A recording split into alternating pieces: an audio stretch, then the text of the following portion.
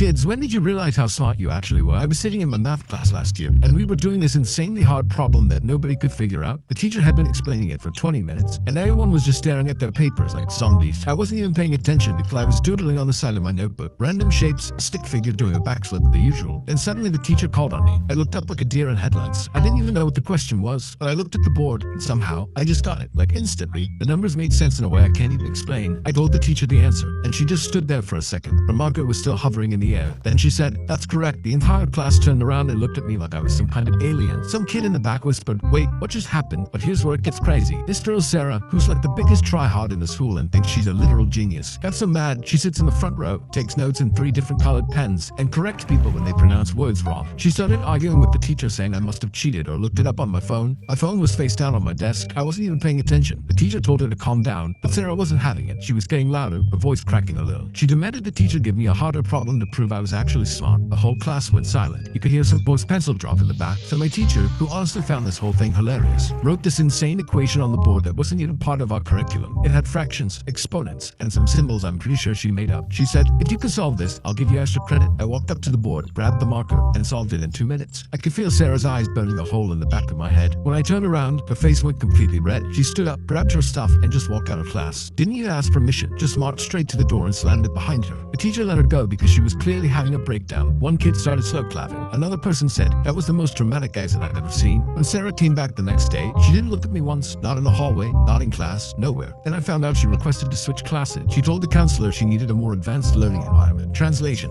she couldn't handle being wrong. My teacher pulled me aside after and told me I should join the math competition team. I said sure, why not? Turns out I was actually pretty good at it.